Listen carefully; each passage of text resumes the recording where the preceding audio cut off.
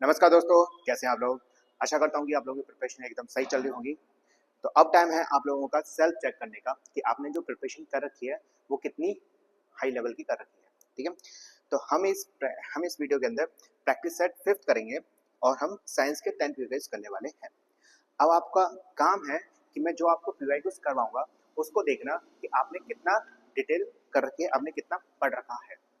ठीक है, अगर आपने मेरे से पहले क्वेश्चन, जैसे मैंने 9 ब्लेंड्स रखा और यहाँ पर क्या आपके विटामिन के कॉजेस हैं, अगर आपने मुझसे पहले आपने सोच लिया तो ये समझ लीजिए आपकी प्रिपरेशन एकदम सही चल रही है।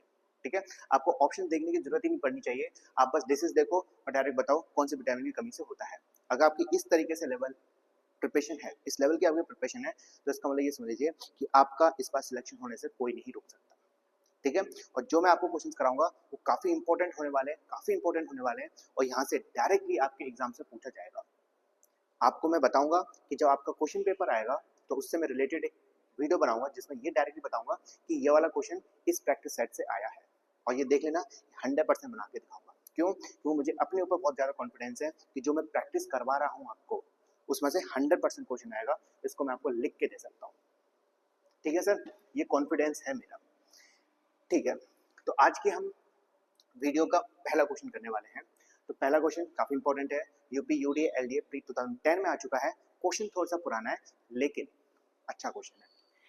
Match list one and the list second, select the correct answer from the code given below the list. ठीक है, तो लिस्ट वन के अंदर डिसीज है और लिस्ट सेकंड के अंदर कॉजेज हैं, तो आपको ये बताना है कि कौन सी डिसीज किस विटामिन की कमी से होती है। तो पहले ही आपके पास डिसीज नाइट ब्लाइंडनेस, सेकंड है रिकेट्स, थर्ड है आपके पास स्कर्वी और फोर्थ है बेरीबेरी। तो आपको बतानी है कि कौन सी डिजीज किस विटामिन की कमी से होती है। तो नाइट ब्लाइंडनेस विटामिन डी की कमी से, विटामिन सी, विटामिन बी या विटामिन ए। तो इसका सही आंसर है नाइट ब्लाइंडनेस होती है विटामिन ए की कमी से। ठीक है सर, रिकेट्स, रिकेट्स के अलावा यहाँ पर एक और बीमारी लिख दूं, काफी बार पूछी गई है। ठीक है, रिकेट्स या ऑस्टियोपोरोसिस, तो ये ध्यान रखना विटामिन डी की कमी से। स्कर्वी, तो स्कर्वी है विटामिन सी की कमी से और बेरीबेरी विटामिन बी की कमी से। तो ध्यान रखना night blindness vitamin A, rickets और osteoporosis vitamin D, scurvy vitamin C और बेरीबेरी विटामिन बी। ठीक है सर, अब देखिए क्वेश्चन पूछे जाते हैं विटामिन से रिलेटेड। विटामिन से कैसे रिलेटेड पूछे जाएंगे, इसी टाइप से कि एक लिस्ट, लिस्ट वन के अंदर विटामिन दे दिए जाएंगे और लिस्ट सेकंड के अंदर केमिकल्स नेम दे दिए जाएंगे। ठीक है, तो विटामिन डी का केमिकल नेम क्या है, इंपॉर्टेंट है, ध्यान रखना। विटामिन डी का केमिकल्स नेम लिख रहा हूं मैं, क्या करने वाला हूँ, केमिकल नेम, काफी बार पूछा गया है। ठीक है सर, तो केमिकल नेम विटामिन डी का ये है आपका कैल्कीफिरॉल। विटामिन डी का क्या नाम है, कैल्कीफिरॉल। विटामिन सी का एस्कॉर्बिक एसिड, क्या, एस्कॉर्बिक एसिड। विटामिन बी, जो विटामिन बी होती है वो 12 प्रकार की होती है। कितने प्रकार की होती है, 12 प्रकार की। तो मैं इंपॉर्टेंट बता देता हूँ जो आपसे पूछी जाती है। पहला vitamin B one, vitamin B का केमिकल नेम क्या है, विटामिन बी का नाम है, विटामिन बी वन का थायमाइन। विटामिन बी नाइन काफी बार पूछा गया है, तो ध्यान रखना इसका है फॉलिक एसिड। क्या है सर, फॉलिक एसिड। फिर vitamin B twelve, vitamin B twelve का नाम है, विटामिन बी ट्वेल्व का नाम है कोबेलामाइन। ठीक है, कोबेलामाइन। अब विटामिन ए का नाम है आपका रेटिनॉल। क्या है, रेटिनॉल। और भी विटामिन है जैसे विटामिन ई, तो विटामिन ई का केमिकल नेम क्या है, तो ध्यान रखना ये है टोकोफेरॉल। क्या है, टोकोफेरॉल। एक और विटामिन है जिसका नाम है विटामिन के। विटामिन के का नाम है,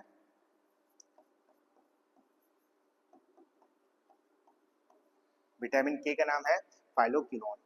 ठीक है सर, तो ध्यान रखना vitamin D calciferol, vitamin C ascorbic acid, vitamin A retinol, vitamin B one thiamine, vitamin nine folic acid, vitamin B twelve cobalamins, vitamin E tocopherol, vitamin K फैलिक्विनोल।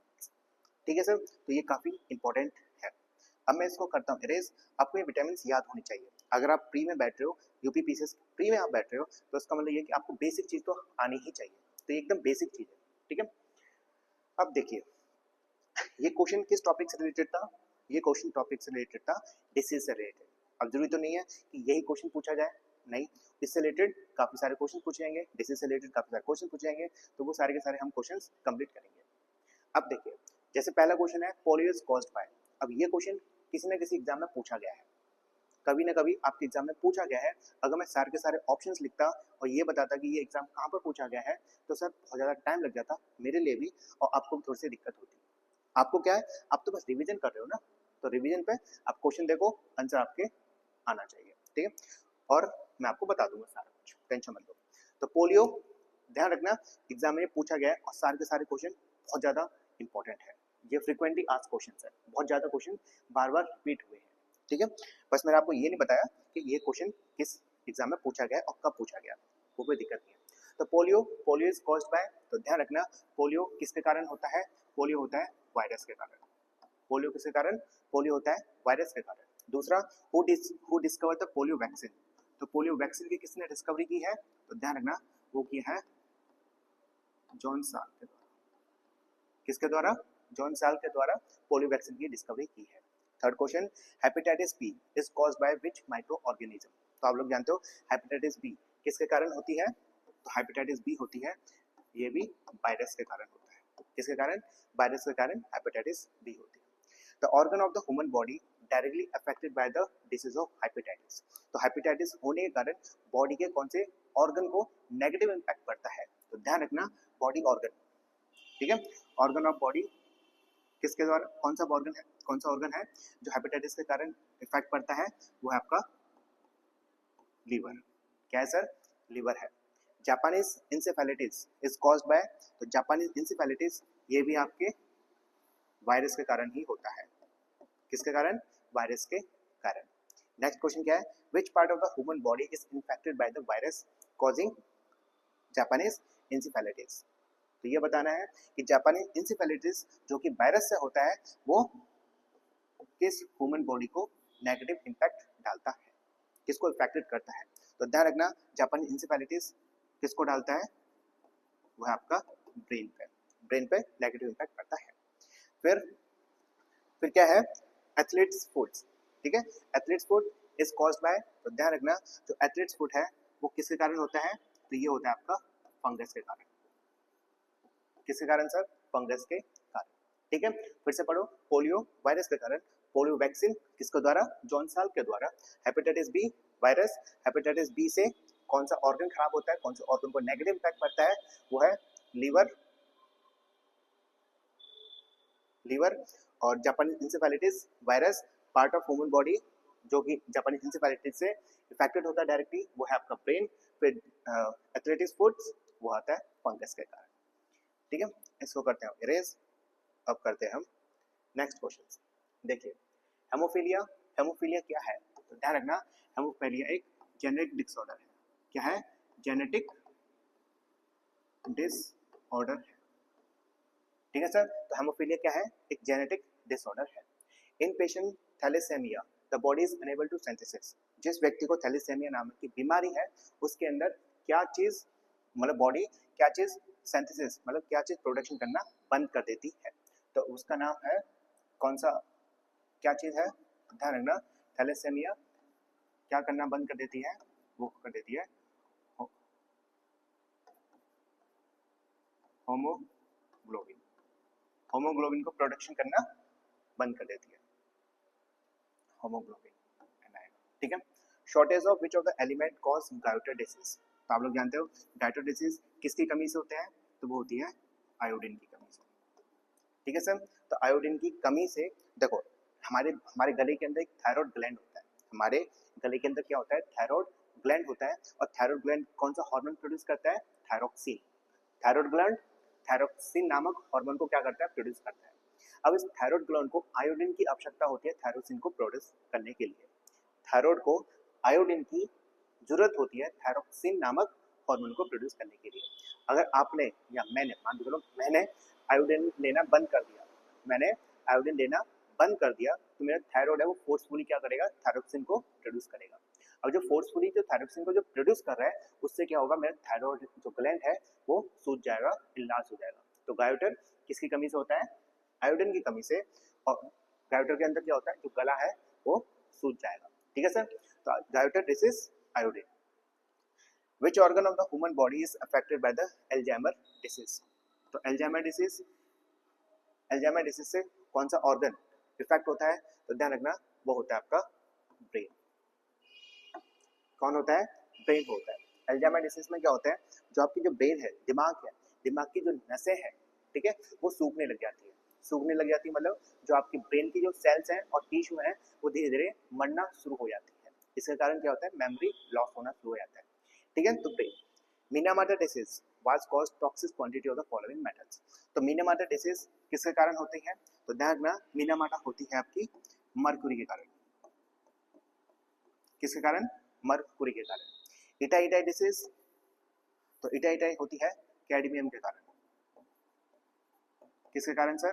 Cadmium के द्वारा, ठीक है। और भी डिसीज है, मैं यहाँ पर बता देता हूँ। एक होती है फ्लोरोसिस। कौन सी होती है? फ्लोरोसिस नाम की डिसीज होती है। वो किसके कारण होती है? वो होती है फ्लोराइड, फ्लोराइड आयन की कंजप्शन के कारण। एक और होती है blue baby syndrome.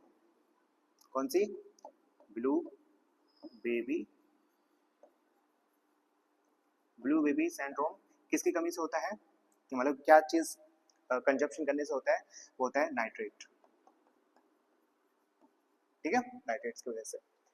Alisha test is perform to test. तो अलीशा टेस्ट होता है आपके बॉडी के अंदर, आपके बॉडी के अंदर कितने एंटीजेंस हैं उसको देखने के लिए अलीशा टेस्ट होता है। मेनली अलीशा टेस्ट होता है एड्स को देखने के लिए। किसको देखने के लिए? एड्स को देखने के लिए, एड्स को। और BCG vaccine is caused for the prevention of. तो बीसीजी वैक्सीन किसके लिए यूज होती है? For the TB, tuberculosis. Tuberculosis किसके कारण होती है? तो ध्यान रखना, ट्यूबरकुलोसिस होती है बैक्टीरिया के कारण। किसके सर? बैक्टीरिया के कारण ट्यूबरकुलोसिस होती है। और ट्यूबरकुलोसिस को प्रिवेंशन करने के लिए बीसीजी वैक्सीन देते हैं। अलीशा टेस्ट एड्स के लिए होता है, एड्स है एचआईवी। इटाइटाई डिसीज कैडमियम के कारण होती है। और मीनामाटा डिसीज मर्क्यूरी के कारण। और फ्लोरोसिस, दो तरह की फ्लोरोसिस होती है, एक होती है डेंटल फ्लोरोसिस और एक होती है स्केलेटल फ्लोरोसिस। तो ध्यान रखना, फ्लोरोसिस किसकी कंजप्शन से होता है? फ्लोराइड आयंस की वजह से। और blue baby syndromes nitrate ions की वजह से, ठीक है। एल्जाइमर डिसीज किससे रिलेटेड है? एल्जाइमर डिसीज से आपके ब्रेन से रिलेटेड। जिस व्यक्ति को एल्जाइमर डिसीज होगी उसको भूलना स्टार्ट हो जाता है, मेमोरी लॉस होने लग जाती है। गायोटर डिसीज आयोडीन की कमी से थैलेसेमिया, हेमोग्लोबिन की जो सिंथेसिस करना, जो प्रोडक्शन करना, वो कम हो जाता है, ठीक है। हेमोफीलिया जेनेटिक डिसीज है। हेमोफीलिया के अंदर क्या होता है, कुछ बता सकते हो? हेमोफीलिया के अंदर मान के चलो मुझे एक कट लगा, मुझे क्या लगा? कट लगा, और आपको एक कट लगा, ठीक है। मेरे को क्या है? हेमोफीलिया है। आपको हेमोफीलिया नहीं है, आप एक नॉर्मल पर्सन हो। अब मुझे कट लगा और आपको भी कट लगा, ठीक है। तो आपका जो खून रुकना बंद हो जाएगा 5 मिनट के अंदर। लेकिन मेरे को क्या है? मेरे को एक जेनेटिक डिसीज है जिसका नाम है हेमोफीलिया। अब मेरा जो कट है, मेरा जो कट लगा हुआ है, उसको खून बनने में, मतलब उसको सूखने में कम से कम आधा घंटा लग जाएगा। खून को रुकने में, ब्लड क्लॉटिंग होने में, ठीक है, कम से कम कितना घंटा लग जाएंगे? आधा या 1 घंटा लग सकता है, ठीक है। तो हेमोफीलिया क्या है? एक जेनेटिक डिसऑर्डर है। अब बात करते हैं क्वेश्चन नंबर 2, इंपॉर्टेंट है, एमपीपीसीएस प्री 2019 में पूछा गया है, अच्छा क्वेश्चन है, पढ़िए। Match list 1 and the list 2, select the correct answer from the code given below the list. तो लिस्ट 1 के अंदर हार्मोन है और लिस्ट 2 के अंदर आपके सेक्रेटिंग ग्लैंड है। तो आपको बताना है कौन सा हार्मोन किस ग्लैंड के द्वारा सीक्रेट किया जाता है। पहला है प्रोगेस्टेरोन, दूसरा है टेस्टोस्टेरोन, तीसरा है थायरोक्सिन और चौथा है आपका इंसुलिन, ठीक है सर। तो पहला आता है प्रोगेस्टेरोन। तो प्रोगेस्टेरोन किसके कारण? प्रोगेस्टेरोन हार्मोन होता है ओवरी ग्लैंड के कारण, कहां पर? फीमेल में। एक होता है प्रोगेस्टेरोन, दूसरा भी होता है एस्ट्रोजन। कौन सा? ध्यान रखना, फीमेल के अंदर ओवरी ग्लैंड के नामक, ओवरी ग्लैंड, एक ग्लैंड, ओवरी ग्लैंड होता है जिसके कारण एस्ट्रोजन और प्रोगेस्टेरोन हार्मोन प्रोड्यूस होता है। अब आता है टेस्टोस्टेरोन। तो टेस्टोस्टेरोन होता है टेस्टिस के कारण। और थायरोक्सिन, अभी मैंने बताया था थायरोक्सिन, थायरॉइड, थायरॉइड ग्लैंड अभी बताया था। थायरॉइड ग्लैंड कहाँ प्रेजेंट होता है? हमारे गले में। थायरॉइड ग्लैंड क्या सीक्रेट करता है? थायरोक्सिन। किसकी कमी से? आयोडीन की कमी से जो थायरॉइड ग्लैंड होता है वो सूज जाता है। इसी बीमारी को हम क्या बोलते हैं? गायोटर डिसीज कहते हैं, अभी बताया था, ठीक है। इंसुलिन इंसुलिन करता है पैनक्रियाज। पैनक्रियाज की कमी से एक बीमारी होती है जिसको हम बोलते हैं डायबिटीज। क्या बोलते हैं सर? डायबिटीज कहते हैं, डायबिटीज मेलिटस।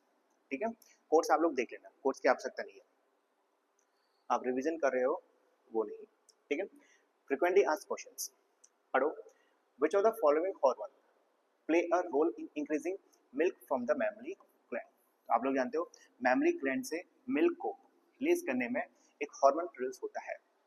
एक हार्मोन होगा, जैसे मान के चलो एक एग्जांपल देता हूँ, गाय भैंस देखिए, आप लोगों ने गाय और भैंस का क्या देते हैं? इंजेक्शन देते हैं ताकि वो अपना दूध छोड़ते, मतलब दूध देते। ठीक है, तो वो किसके इंजेक्शन होता है, कौन सा हार्मोन दिया जाता है?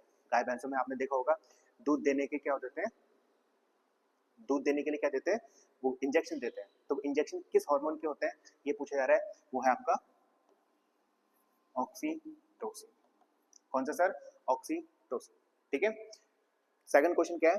विच gland secret the milk ejection hormone oxytocin? तो देखिए, तो मिल्क इजेक्टिंग हार्मोन क्या है? ऑक्सीटोसिन है, और वो किस ग्लैंड से सेक्रेट होता है? कौन सा ग्लैंड है responsible for the oxytocin release? तो वो है आपका पिट्यूटरी ग्लैंड। पिट्यूटरी ग्लैंड, कौन सा gland? Pituitary gland. Which metal is present in insulin? तो इंसुलिन, इंसुलिन मैंने अभी आपको बताया था, इंसुलिन किसके द्वारा प्रोड्यूस होता है, कौन से ग्लैंड के द्वारा इंसुलिन को प्रोड्यूस किया जाता है? तो वो है आपका पैनक्रियाज। कौन सा? पैनक्रियाज। अब इंसुलिन के अंदर कौन सा मेटल प्रेजेंट होता है? तो इंसुलिन के अंदर कौन सा मेटल प्रेजेंट होता है? वो है आपका जिंक। कौन सा प्रेजेंट होता है? जिंक नामक मेटल प्रेजेंट होता है इंसुलिन के अंदर। ठीक है, which hormone called emergency hormone of fight and diet AND? ठीक है, तो किस हार्मोन को हम इमरजेंसी हार्मोन या फाइट और फ्लाइट हार्मोन जानते हैं? तो इसका सही आंसर क्या है? इसका सही आंसर है एड्रेनालाइन। ठीक है sir, adrenaline hormone. Which hormone called happy hormone? तो हैप्पी हार्मोन काफी बार पूछा गया है, हैप्पी हार्मोन किसको कहते हैं? तो ध्यान रखना वो आपका डोपामाइन। ठीक है, dopamine. Which hormone is called stress hormone? तो स्ट्रेस हार्मोन ये आप मुझे करोगे कमेंट। ठीक है सर, तो मुझे कमेंट में बताओ स्ट्रेस हार्मोन किसको कहते हैं? ठीक है, कोर्टिसोल को कहते हैं। ठीक है, तो मुझे बताना कमेंट में स्ट्रेस हार्मोन, वैसे आंसर दे दिया मैंने कोर्टिसोल। ठीक है, फिर भी आप मुझे कमेंट करके बताना, मजा आएगा। तो ध्यान रखना happy hormone, dopamine, emergency hormone या फाइट और flight hormone, adrenal hormones. Insulin के अंदर कौन सा मेटल प्रेजेंट होता है? जिंक मेटल प्रेजेंट होता है। और किस ग्लैंड के कारण ऑक्सीटोसिन हार्मोन प्रोड्यूस होता है, रिलीज होता है? तो वो है पिट्यूटरी ग्लैंड्स। पिट्यूटरी ग्लैंड्स को ध्यान रखना, इनको हम मास्टर ग्लैंड कहते हैं।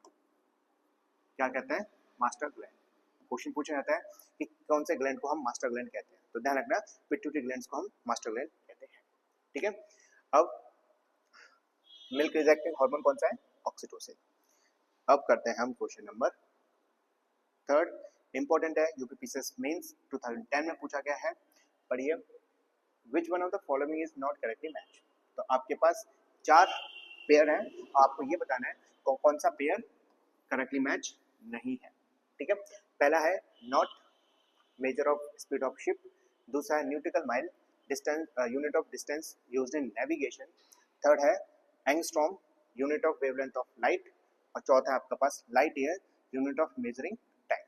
ठीक है, तो इसका सही आंसर है ऑप्शन नंबर डी, जो लाइट ईयर है वो यूनिट ऑफ मेजरिंग टाइम नहीं है। लाइट ईयर टाइम को मेजर करने के लिए नहीं, बल्कि लाइट ईयर है यूनिट ऑफ मेजरिंग डिस्टेंस। ठीक है सर, तो ध्यान रखना लाइट ईयर क्या है? Unit of measuring distance. Angstrom unit of wavelength of light, nautical mile unit of distance used in navigation, और knot using for the speed of ship. ठीक है, इसको करते हैं इरेज। अब इससे रिलेटेड काफी क्वेश्चंस पूछे गए हैं। ठीक है, क्वेश्चन कैसे पूछा जाता है कि 1 लाइट ईयर के अंदर कितने किलोमीटर होते हैं, कितने मीटर्स होते हैं? 1 बैरल के अंदर कितने लीटर्स होते हैं? 1 न्यूटिकल माइल्स कितने के बराबर होता है? और 1 एंगस्ट्रॉम किसके बराबर होता है? ठीक है, अब बताइए 1 लाइट ईयर, तो ध्यान रखना 1 लाइट ईयर के अंदर 9.46 मल्टीप्लाई 10 की पावर 12 किलोमीटर। ठीक है, तो 1 लाइट ईयर कितना किलोमीटर, 9.46 मल्टीप्लाई 10 की पावर 12। कभी कभी ये मीटर में ही पूछ लिया जाता है, तो मीटर में 9.46 मल्टीप्लाई 10 की पावर 15 मीटर। ठीक है, वन बैरल के अंदर कितने लीटर्स, तो ध्यान रखना ये है 159 लीटर्स। कितना, 159 लीटर्स।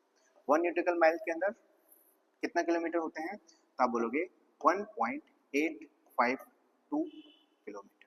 ठीक है, तो 1 nautical mile equals to 1.852 kilometre. One angstrom किसके बराबर, 10 की power -10 metre.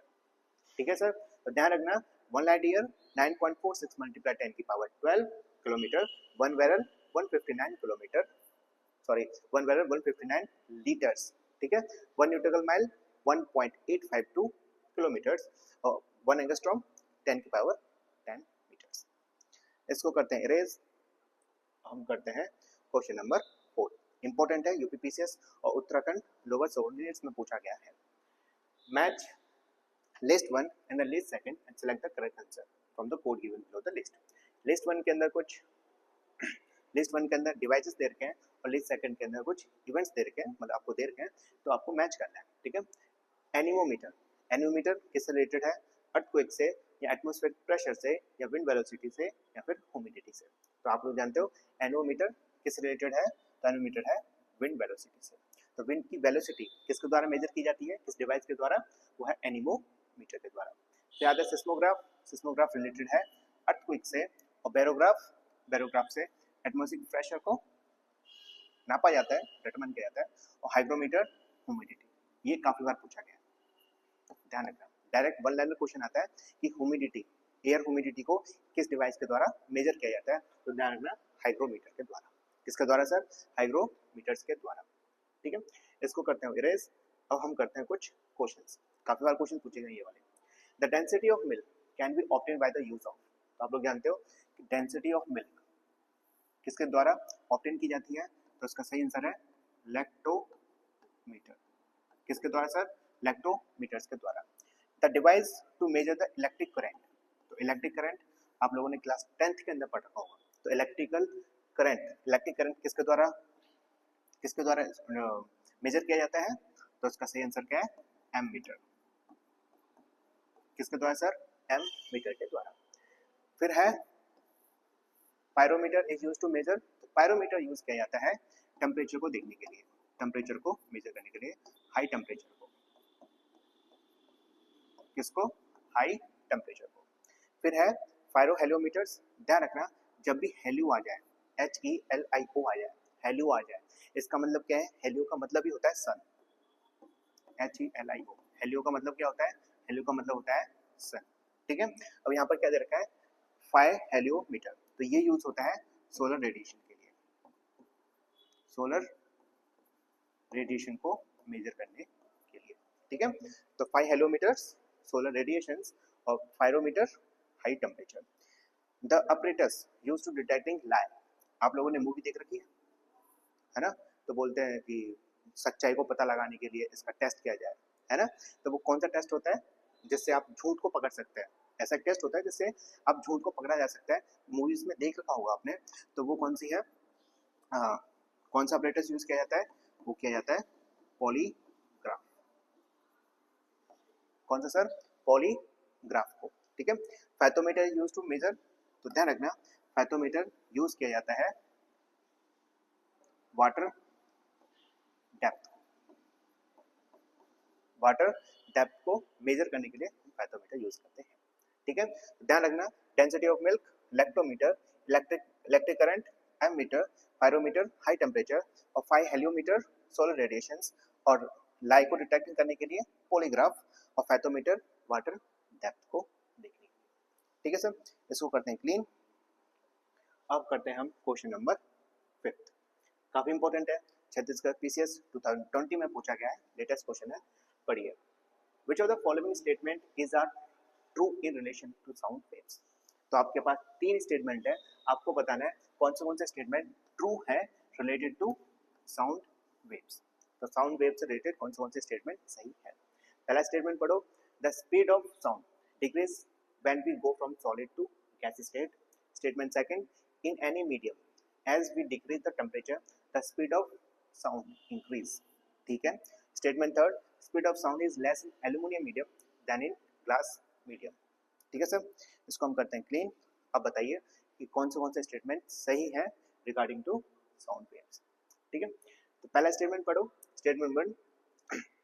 Statement first, the sound speed of sound decrease as we go from the solid to gases. क्या ये स्टेटमेंट सही है? आप बोलोगे यस, ये स्टेटमेंट एकदम सही है. क्यों? आपको एक चीज बता रहा हूं मैं. गैस, गैस, फिर इसके बाद लिक्विड, फिर इसके बाद सॉलिड, इसके बाद क्या है? सॉलिड.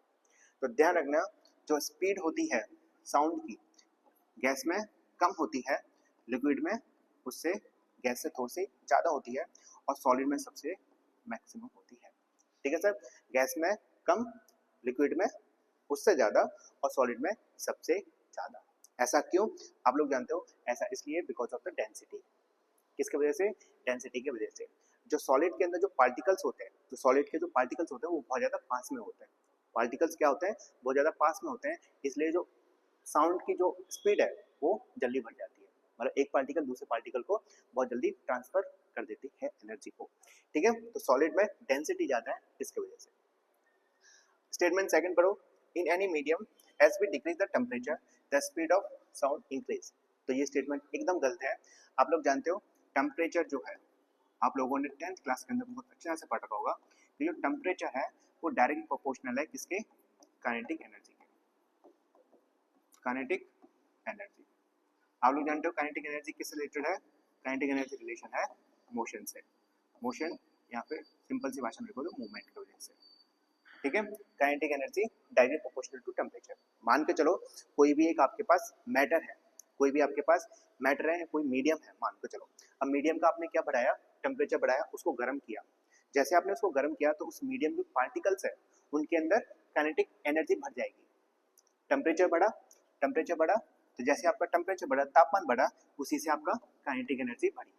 काइनेटिक एनर्जी बढ़ी, टेम्परेचर बढ़ा, काइनेटिक एनर्जी बढ़ी. काइनेटिक एनर्जी का मतलब होता है मोशन या मूवमेंट, सिंपल सी भाषा में. एनर्जी दो प्रकार की होती है, आपने पढ़ा होगा.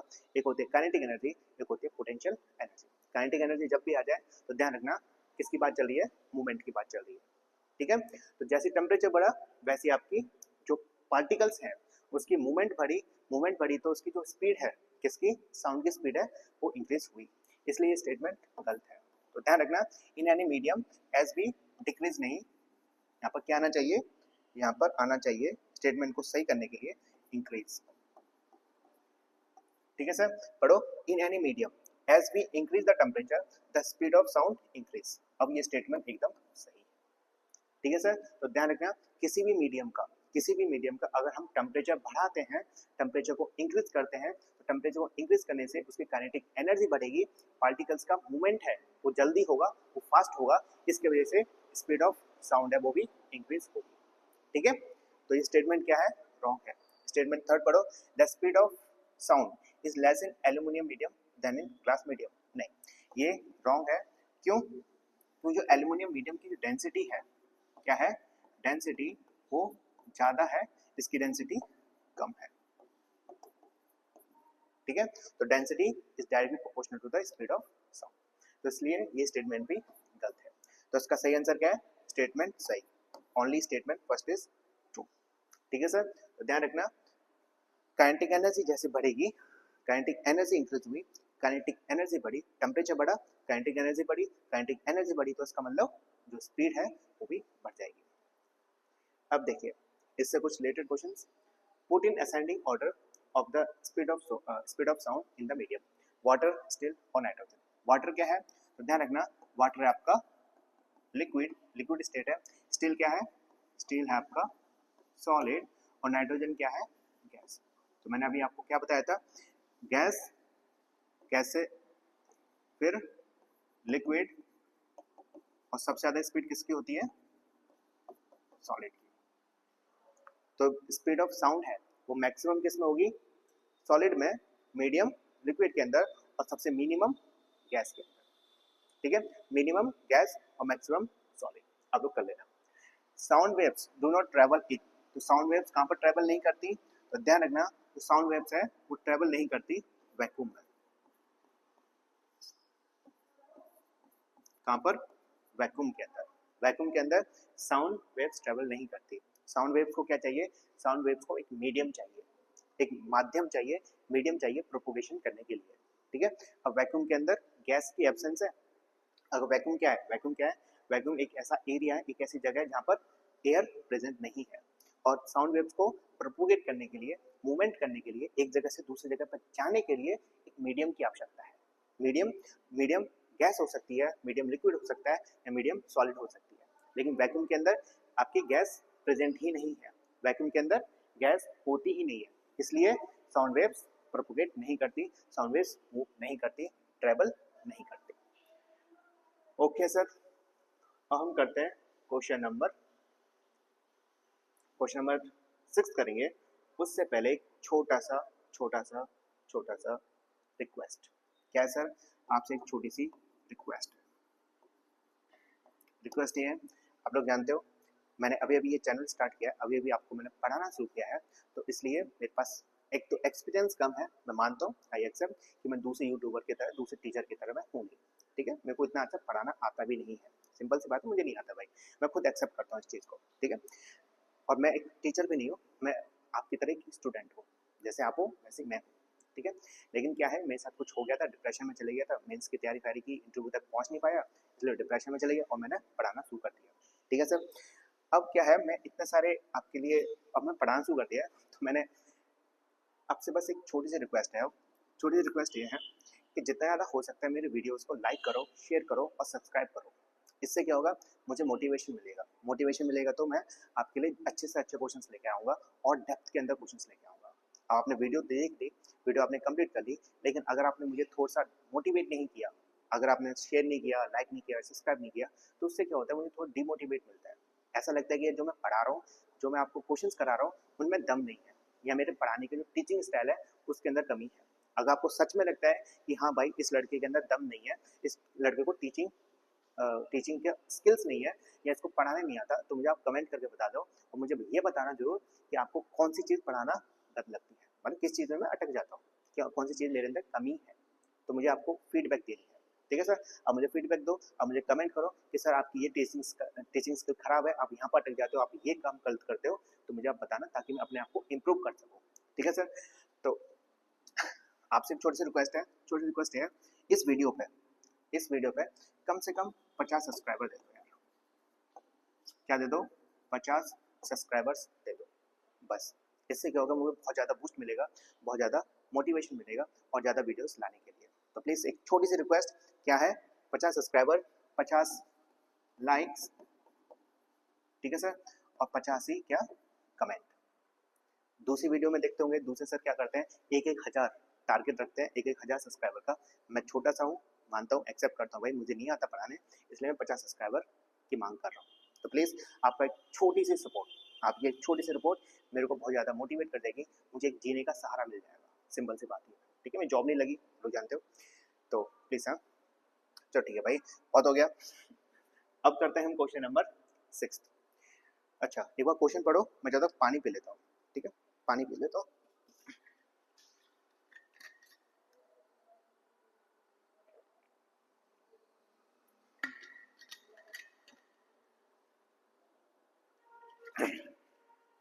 ओके, तो हम क्वेश्चन नंबर 6 पढ़ते हैं, जो कि यूपी पीएससी जीआईसी के अंदर पूछा गया है 2010 के अंदर। क्वेश्चन अच्छा है, which of the following is not correctly match.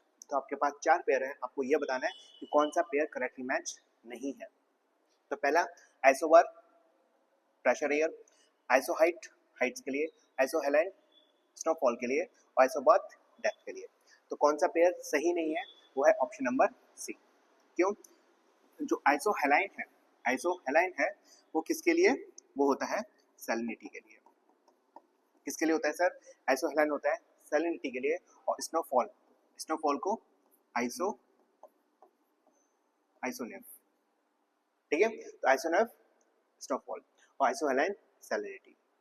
आइसोबाथ depth के लिए, आइसोहाइट हाइट्स के लिए, और आइसोबाथ प्रेशर एयर के लिए। अब करते हैं क्वेश्चन नंबर 7, इंपॉर्टेंट है, यूपीपीसीएस प्री 2021 में पूछा गया है, पढ़िए। Match list 1 and the list second, select the correct answer by using the code below the list. ठीक है, लिस्ट 1 के अंदर कुछ दे रखा है, ठीक है, और लिस्ट सेकंड के अंदर एसिड है, तो आपको ये बताना है कि कौन सा एसिड किसके अंदर प्रेजेंट होता है। ठीक है, तो सबसे पहला आता है पिकल। पिकल के अंदर कौन सा एसिड प्रेजेंट होता है? Carbonic acid, acetic acid, lactic acid या फिर मैलिक एसिड। काफी इंपॉर्टेंट है, एसिड से क्वेश्चन पूछे जाते हैं। ठीक है, तो पिकल के अंदर एक विनेगर मिलता है। पिकल के अंदर क्या मिलता है? विनेगर। तो विनेगर मतलब एसिटिक एसिड। ठीक है सर, तो पिकल्स अचार एसिटिक एसिड। सोर मिल्क मतलब लैक्टिक एसिड। तो सोर मिल्क के अंदर कौन सा एसिड मिलता है? अब बोलोगे लैक्टिक एसिड। एप्पल के अंदर मिलता है मैलिक एसिड, और कोल्ड ड्रिंक या फिर सोडा वाटर इसका मिलता है कार्बोनिक एसिड। ठीक है, ये काफी बार क्वेश्चन पूछे गए हैं, तो ध्यान रखना, विनेगर या पिकल्स के अंदर एसिटिक एसिड, सोर मिल्क के अंदर लैक्टिक एसिड, एप्पल के अंदर मैलिक एसिड, और कोल्ड ड्रिंक या सोडा वाटर के अंदर कार्बोनिक एसिड्स। अब देखिए कुछ क्वेश्चंस जो काफी बार पूछे गए हैं एसिड से related. Which acid is used in photography. तो बताना है आपको फोटोग्राफी में कौन सा एसिड मिलता है। ठीक है, तो फोटोग्राफी के लिए कौन सा एसिड यूज किया जाता है? तो फोटोग्राफी के लिए यूज किया जाता है ऑक्सैलिक एसिड। कौन सा sir? Oxalic acid. Second question, which one of the following organic acid is abundant in grapes। तो ग्रेप्स के अंदर कौन सा ऑर्गेनिक एसिड मिलता है? तो ध्यान रखना, ग्रेप्स के अंदर मिलता है टार्टेरिक एसिड। Tartaric acid. कौन सा सर? Tartaric acid. ध्यान रखना। नेक्स्ट क्वेश्चन क्या है? which acid present in ant या bee stings। तो जब आपको चींटी खाई जाती है, यहाँ पे बर्र खाई जाती है ना, जब आपको बीज खाई जाती है तो कौन सा एसिड आपकी बॉडी में जाता है? तो ध्यान रखना, वो आपका फॉर्मिक एसिड। Formic acid. ठीक है सर, तो ध्यान रखना, फोटोग्राफी के लिए कौन सा एसिड यूज किया जाता है? Oxalic acid. ग्रेप्स के अंदर कौन सा एसिड मिलता है? Tartaric acid. और एंट और बी स्टिंग्स में फॉर्मिक एसिड। ये काफी इंपॉर्टेंट है, इसको करते हैं इरेज। अब करते हैं क्वेश्चन नंबर 8, यूपीपीसीएस प्री 2020 में पूछा गया है, लेटेस्ट क्वेश्चन है, पढ़िए। Match list 1 and the list second, select the correct answer from the code given below the list. List 1 के अंदर मेटल है और लिस्ट सेकंड के अंदर प्रॉपर्टी दे रखी है, तो आपको बताना है कौन से मेटल की कौन सी प्रॉपर्टी है। सबसे पहला आता है सोडियम। सोडियम की प्रॉपर्टी क्या है? गुड कंडक्टर ऑफ इलेक्ट्रिसिटी, या liquid at the room temperature, या पुअर कंडक्टर ऑफ हीट, या can be easily cut with knife. तो ध्यान रखना, सोडियम सोडियम और पोटेशियम। सोडियम और पोटेशियम ऐसे मेटल्स हैं जिसको आप चाकू से काट सकते हो, आपने पढ़ रखा होगा, क्लास 10th का ही है। तो सोडियम और पोटेशियम, सोडियम और ध्यान रखना पोटेशियम, सोडियम और पोटेशियम आप चाकू से काट सकते हैं, ऐसे मेटल्स हैं। मरकरी ऐसा मेटल है जो रूम टेम्परेचर पे क्या है? लिक्विड फॉर्म में है। रूम टेम्परेचर पे लिक्विड फॉर्म में कौन? मरकरी। कहां पर है भाई? हाँ, लिक्विड है द रूम टेम्परेचर। सिल्वर है आपका गुड कंडक्टर ऑफ इलेक्ट्रिसिटी, और लेड है पुअर कंडक्टर ऑफ हीट। ठीक है सर, इसको करते हैं इरेज। अब करते हैं हम कुछ क्वेश्चंस इससे रिलेटेड जो काफी बार पूछे गए हैं। पहला, aluminium metal is obtain from which ore. तो एल्यूमिनियम मेटल हमें किस ओर से मिलता है? काफी बार पूछा गया है। तो एल्यूमिनियम मेटल किससे मिलता है? हमें डाइऑक्साइड से। किस ओर से? डाइऑक्साइड ओर से मिलता है। Which one of the following element is kept safely in kerosene oil। तो केरोसिन ऑयल के अंदर कौन से मेटल को रखा जाता है? तो ध्यान रखना, ये आपका सोडियम एंड पोटेशियम। सोडियम और पोटेशियम काफी रिएक्टिव एलिमेंट्स है, बहुत ज्यादा हाईली रिएक्टिव एलिमेंट्स है, इसलिए सोडियम और पोटेशियम को किस में रखा जाता है? केरोसिन ऑयल के अंदर रखा जाता है, मिट्टी के तेल में। ठीक है sir. The heaviest natural element, तो हैवीएस्ट नेचुरल एलिमेंट कौन सा है? वो है आपका यूरेनियम। कौन सा? यूरेनियम हैवीएस्ट नेचुरल एलिमेंट है। Which of the following most ductile metal, तो सबसे ज्यादा डक्टाइल मेटल कौन सा है? तो वो है आपका गोल्ड। ठीक है, तो डक्टाइल मेटल गोल्ड है। डक्टाइल का मतलब पता है आपको? हाँ, डक्टाइल का मतलब है कि किसी भी चीज को, मैं मेटल को जो आप खींचोगे तो वो एक तार की शेप ले लेगा।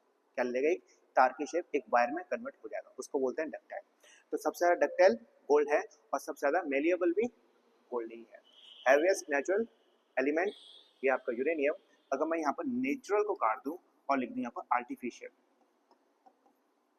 आर्टिफिशियल, आप मुझे ये कमेंट में बताओगे, ठीक है? आप मुझे कमेंट करके बताओ कि सबसे हैवीएस्ट आर्टिफिशियल एलिमेंट कौन सा है, ठीक है? एटॉमिक नंबर उसका 108 है। और बताओ, ठीक है, मैं हिंट दे दी।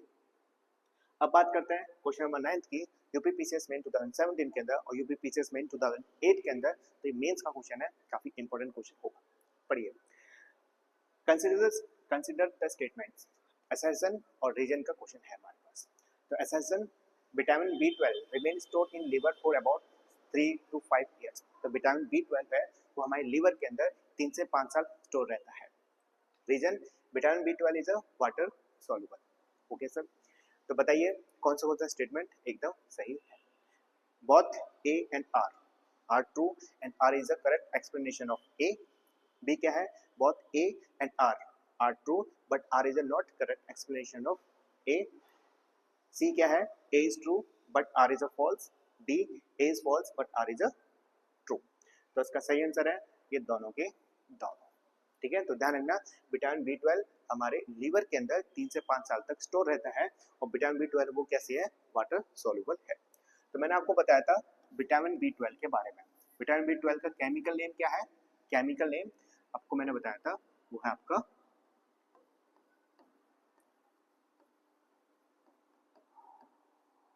विटामिन B12 का केमिकल नेम क्या है? कोवेलेमाइन, ठीक है? कोवेलेमाइन है। और ध्यान रखना विटामिन 12 क्या है? वाटर सॉल्युबल है। क्या ये? Water soluble. आप विटामिन को दो कैटेगरी में बांटते हो। विटामिन कितनी कैटेगरी में बटी हुई है? On the basis of soluble, solubility के बेसिस पे विटामिन दो कैटेगरी में बटी हुई है। पहला है फैट सॉल्युबल, दूसरा है वाटर सॉल्युबल, ठीक है? इसको मैं अभी कराऊंगा, 2 मिनट रुको। तो ध्यान रखो, क्वेश्चन पूछे गए which vitamin are water soluble.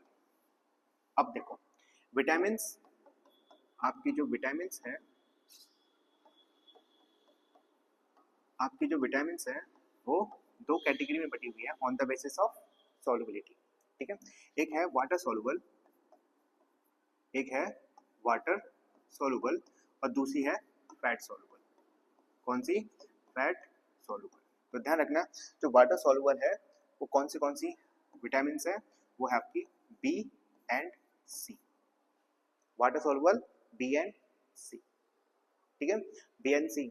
और फैट सॉल्युबल जो रिमेनिंग है, रिमेनिंग मतलब A, D, E और K, ठीक है सर? तो वाटर सॉल्युबल कौन से विटामिन है जो पानी के अंदर घुल जाती है? वो विटामिन B और विटामिन C। और फैट सॉल्युबल कौन सी है? A, D, E, K। तो यहाँ पे बताओ which vitamin are water soluble? B and C। The chemical name of vitamin C is. तो ये मैंने आपको फर्स्ट क्वेश्चन के अंदर सारे के सारे केमिकल्स नेम बताए थे। अब टाइम है आपका रिवीजन का। तो विटामिन C का केमिकल नेम क्या है? आपको मैंने बताया था, ये है एस्कॉर्बिक एसिड, एस्कॉर्बिक एसिड, ठीक है sir? The deficiency of vitamin D cause the disease. तो मैंने आपको क्वेश्चन नंबर फर्स्ट में बताया था, विटामिन डी की कमी से दो चीज होती है, एक होती है रिकेट्स और दूसरे osteoporosis, osteoporosis. The common name, sorry हाँ, the common name of the chemical compound calciferol. तो कैल्किफेरॉल केमिकल नेम है किस विटामिन का? तो आपको मैंने बताया था कैल्किफ्लोर है विटामिन डी का। विटामिन डी का केमिकल नेम क्या है? Calciferol. Question next, which one of the following metal is present in vitamin B12। तो विटामिन B12 के अंदर, विटामिन B12 के अंदर कौन सा मेटल प्रेजेंट है? तो ध्यान रखना, विटामिन B12 का केमिकल नेम है वो क्या है? वो है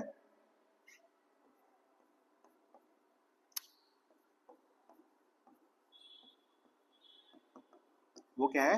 कोवेलेमाइन। तो कोवेलेमाइन जो नाम है वो किससे बना है? वो बना है कोबाल्ट से, ठीक है सर? किससे? कोबाल्ट से। कोबाल्ट से क्या नाम दिया है? कोलेमाइन बना है, इसलिए विटामिन B12 के अंदर कौन सा मेटल प्रेजेंट है? वो प्रेजेंट है कोबाल्ट। कौन सा? कोबाल्ट, COBALT, ठीक है? Last question, which of the following vitamin is effective in blood clotting. तो ब्लड क्लॉटिंग के लिए कौन सी विटामिन काम में आती है? तो ध्यान रखना वह आती है विटामिन के। विटामिन के। अगर आपसे ये पूछा था कि विटामिन के का केमिकल नेम क्या है, कॉमन नेम क्या है, सॉरी केमिकल नेम क्या है विटामिन के का, वो है आपके पास फाइलोक्विनोन। ठीक है सर, तो विटामिन के का केमिकल नेम क्या है? फाइलोक्विनोन। ये मैं आपको पहले बता चुका हूँ। अब हम करते हैं question number 10th, last question है 63rd बीपीएससी प्री 2017 में पूछा गया है, पढ़िए। Which of the following gas mixture is used in welding gases? तो वेल्डिंग गैस के लिए कौन सी गैसेस यूज होती है? ठीक है, एसिटिलीन और हाइड्रोजन, ऑक्सीजन और एसिटिलाइन, C hydrogen and oxygen, hydrogen और हीलियम। तो उसका सही आंसर है, ध्यान रखना कौन सी गैसेस है जो वेल्डिंग गैस के नाम से जानी जाती है, वो है ऑक्सीजन एंड एसिटिलाइन। इसको करते हैं क्लीन। अब हम कुछ क्वेश्चंस पढ़ेंगे, फ्रीक्वेंटली आस्क्ड क्वेश्चंस। पहला, कैल्शियम कार्बाइड। कैल्शियम कार्बाइड एक ऐसा केमिकल है जिसको यूज किया जाता है ग्रीन फ्रूट्स को, कच्चे फल जो होते हैं, कच्चे फ्रूट्स होते हैं उनको पकाने के लिए, कच्चे फ्रूट्स को पकाने के लिए, रिपनिंग करने के लिए हम कौन सा केमिकल का इस्तेमाल करते हैं, ये भी पूछा गया है काफी बार। तो ध्यान रखना कैल्शियम कार्बाइड्स। इस कैल्शियम कार्बाइड के द्वारा एक गैस रिलीज होती है। क्या रिलीज होती है? एक गैस रिलीज होती है। उस गैस का नाम पूछा गया है, तो उस गैस का नाम है आपका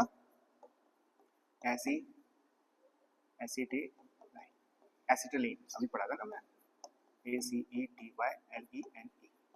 ठीक है, तो एसिटिलाइन गैस नामक प्रोड्यूस होती है किससे? कैल्शियम कार्बाइड से। कभी को डायरेक्ट ये पूछा जाता है कि फ्रूट्स को रिपनिंग करने के लिए, फ्रूट्स को पकाने के लिए कौन सी गैस का इस्तेमाल होता है, तो ध्यान रखना एसिटिलीन। ठीक है, next question, which of the following gas is used in the cigarette lighter. तो सिगरेट लाइटर के अंदर कौन सी गैस प्रेजेंट होती है, तो ध्यान रखना वो होती है बुटेन। कौन सी? बुटेन नामक गैस यूज होती है सिगरेट लाइटर्स में। The main compounds of the biogas. Biogas में मेन कंपोनेंट किसका होता है? 90% होता है किसका? मीथेन का। किसका? मीथेन का। Last question, the gas which emit from the rice field. तो ध्यान रखना राइस फील्ड से कौन सी गैस? Methane gas. या फिर आपसे ये भी पूछा जा सकता है कि कौन सी गैस इमिट होती है from the cow dung. Cow dung से काउ केक्स भी बोलते हैं, तो ध्यान रखना मीथेन। ठीक है सर, तो ये हो गया हमारा लास्ट क्वेश्चन। 10 के 10 क्वेश्चन कर लिए और अपनी तरफ से मैंने पूरी कोशिश की है ज़्यादा से ज़्यादा आपको इन्फॉर्मेशन देने की, इसलिए मैं कह रहा था कि ये वीडियो काफ़ी इंपॉर्टेंट है। ठीक है सर, मैं आपको फिर से एक छोटी सी रिक्वेस्ट है, फिर से 50 सब्सक्राइबर प्लीज़ यार। मेरे भी एक छोटा सा सपना है कि मैं भी एक दूसरे सर की तरह एक बड़ा टीचर बनूं, बड़ा वो बनूं।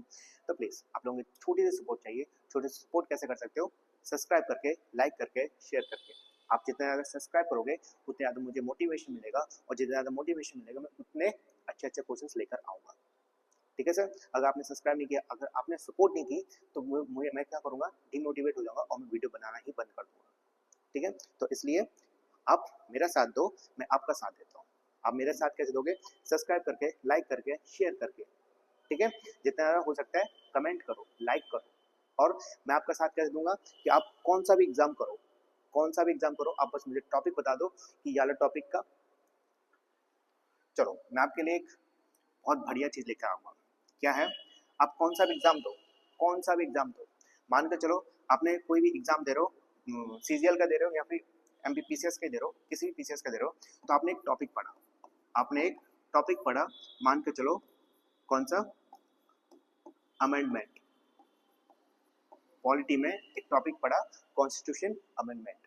अगर आपको कॉन्स्टिट्यूशन अमेंडमेंट्स के PYQ चाहिए या MCQ चाहिए तो आप मुझे बताओ, मैं आपके लिए वीडियो अपलोड कर दूंगा। आप चाहो तो कौन सा भी जो सा आपने चैप्टर पढ़ा है, कौन से भी सब्जेक्ट का कोई भी आपने टॉपिक पढ़ा है, कौन सा आपने चैप्टर पढ़ा है, आपको लगता है कि वो चैप्टर मेरा कमजोर है, उसके मुझे MCQs करने हैं या उसकी मुझे प्रैक्टिस करनी है, तो आप मुझे कमेंट कर दो, मैं उसी के आपको MCQs ला के दे दूंगा। ठीक है सर, तो प्लीज़ आप मेरी सहायता करो, हम तुम्हारी सहायता करते हैं। इसी तरीके से हमारा भविष्य सुधर जाएगा। तो चलते हैं, मुझे ज़्यादा बात नहीं करनी आती। नमस्कार, सत श्री अकाल, खुदा हाफिज़, ध्यान रखिए और